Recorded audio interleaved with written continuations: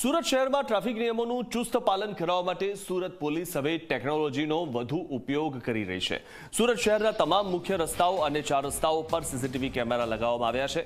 આ કેમેરા સતત વાહન ચાલકોની હરકતો પર નજર રાખે છે। હેલ્મેટ વગર બાઇક ચલાવતા લોકો સામે કાર્યવાહી થશે। કેમેરા વાહનની વિગતો જેમ કે નંબર પ્લેટ, મોડલ, રંગ તેમજ ચાલકના કપડાની ઓળખ કરવામાં મદદ કરે છે। સુરત કંટ્રોલ રૂમમાં બેસેલા ટ્રાફિક કર્મીઓ આ માહિતી ગણતરીના સેકન્ડમાં નજીકના જે તે ટ્રાફિક પોઈન્ટ પર મોકલે છે। કંટ્રોલ રૂમમાંથી માઇકની મદદથી આ સૂચના આપવામાં આવે છે અને શહેરના દરેક મુખ્ય ટ્રાફિક પોઈન્ટ પર પબ્લિક એનાઉન્સમેન્ટ સિસ્ટમ લગાવવામાં આવી છે। કંટ્રોલ રૂમમાંથી માહિતી મળેલી સૂચના લાઈવ પબ્લિક એનાઉન્સમેન્ટ સિસ્ટમ પર સંભળાય છે, જેના માધ્યમથી પોલીસ તરત જ હરકતમાં આવી જાય છે અને એનાઉન્સમેન્ટના આધારે જે વાહન ચાલક અંગેની જાણકારી મળે છે તેની પાસે તરત જ પહોંચી જાય છે।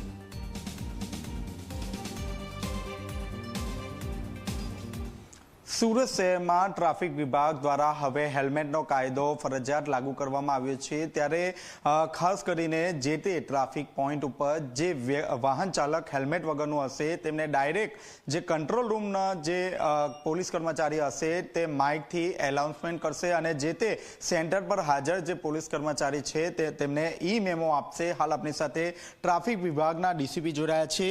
જી, હવે સ્પીકરથી જાણ કરવામાં આવશે કઈ રીતે આખી કાર્ય પદ્ધતિ છે?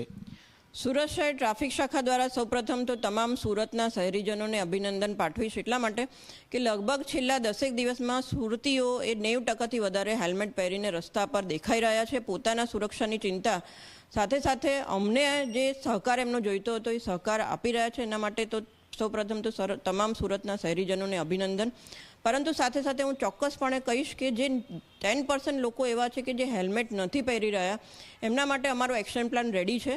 એમાં અમે ડ્રોન સર્વેલન્સની સાથે સાથે અમારું જે પબ્લિક એડ્રેસ સિસ્ટમ જે સુરત કંટ્રોલ મારફતે ઓપરેટ કરવામાં આવે છે, જેમાં અમારા 12 કર્મચારીઓ 2 શિફ્ટમાં કામ કરે છે, એટલે કે વહેલી સવારે 7થી લઈ અને રાતના 00 સુધી કન્ટિન્યુઅસ અમારું મોનિટરિંગ એવા લોકો ઉપર છે કે જે હેલ્મેટ રોડ ઉપર પહેરીને નથી નીકળી રહ્યા। એમના સુરક્ષા માટે અને એમના પરિવારની સુરક્ષા માટે અમને ખૂબ ચિંતા છે।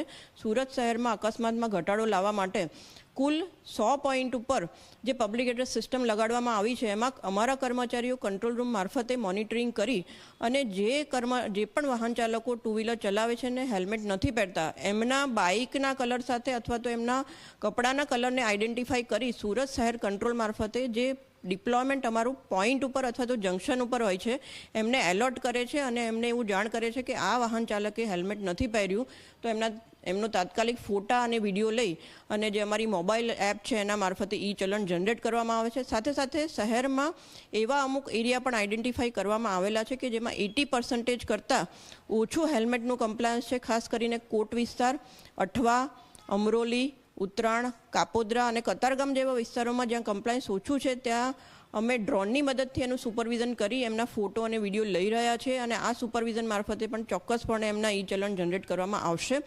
અને સાથે સાથે હું એ પણ આ તબક્કે ઉલ્લેખ કરવા માંગીશ કે જે વાહન ચાલકો કે જેમણે હેલ્મેટ નથી પહેર્યા અને 5થી વધારે જેમના ઈ ચલણ જનરેટ થાય છે એમના લાયસન્સ સસ્પેન્ડ કરવા માટે પણ આરટીઓમાં રિપોર્ટ કરવામાં આવશે।